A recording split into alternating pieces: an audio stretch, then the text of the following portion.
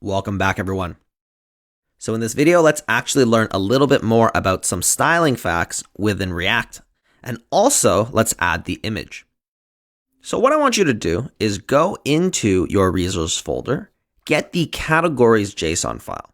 Inside is just an array of JSON, and I want you to paste that in place of your current categories array. All that really changes is that you'll notice now we have this image URL field. And it points to a special place where I'm hosting all of the images that we need for our respective different categories. So once you have this in, I want you to also destructure off the image URL because we're going to leverage this and it's a string. What I want you to know is that when you are trying to append, let's say, some additional CSS that's dynamic, you can actually do that in React by passing it as a style object. So on any different component in your JSX, you can actually append custom styles by giving it this style field. This style field takes an object where the key is the CSS property that you want to modify. So in our particular case, I want background image. So with background image, the value that we need to pass it is going to be string of URL, and in the brackets is the actual URL string value. So here I'm going to use object destructuring. So I want to use the backticks. And with the object destructuring, I'm going to pass in image URL.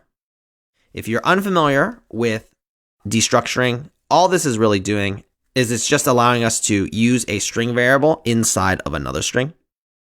And this, essentially what will happen is that we will apply a custom style onto this specific HTML element. So if we save this now, and we go back to the application, we'll see that now we have our images loading in. And that's pretty much it. As far as why it's all working stylistically, of course, it's because I've already pre-written the styles for you, so keep that in mind. But just really focus on the fact that all we really did, if we now inspect this image, is we now have appended this style property. And inside, as you remember, you can actually do this in any HTML element. You can pass it as a string. But for us, with React, React allows us to pass it a JavaScript object, and it will convert it all for us, both from camel case, which is how we should write it inside of the JSON object, over to the kebab case, which is how it actually gets interpreted when you're writing raw HTML. So that's the great thing about React as well, is that it will essentially handle all of this for us. So now that we have all of this code working, what we want to do now is really just start moving what is in its appropriate one file to its own separate component. So what we know is that we are really just using a category item here. So what we can do is go and create our components folder. And just like we did before, I want to make another folder where we have our category item. Category item is going to be a component. So it needs both a component.jsx file, and it also needs a style file. So category-item.styles.scss. So here, let's just go into our style file. Let's cut out all of the styling that we had, and let's paste it into category-item.styles.sass. Inside of category item, let's import in our style file. Let's initialize our category item as a functional component. And let's just remember to export by default out the category item. As far as what we're going to receive, we are probably going to receive the entire object as a prop.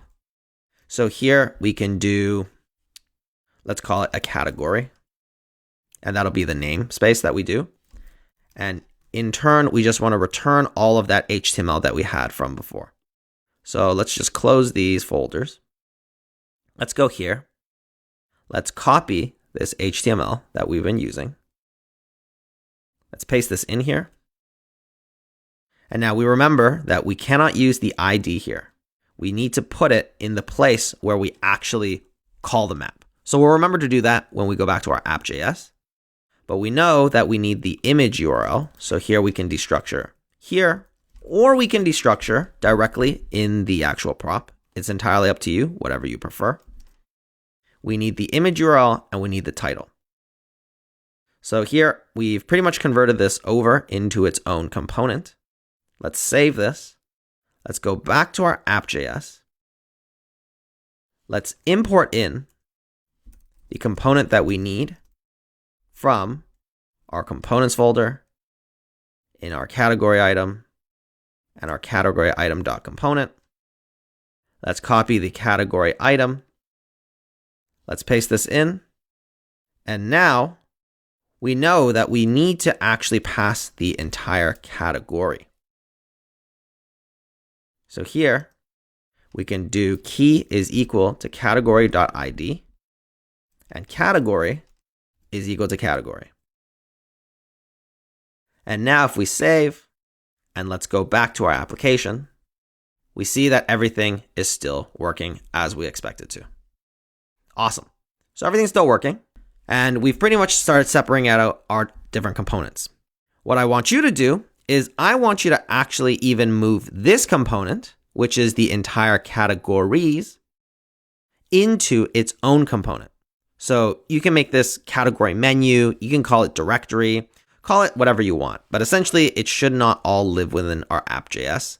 And you also want to move the style that we had here for this categories. So you can move this also into your own component. That's my challenge to you. So do that, and then in the next video, we'll do it together.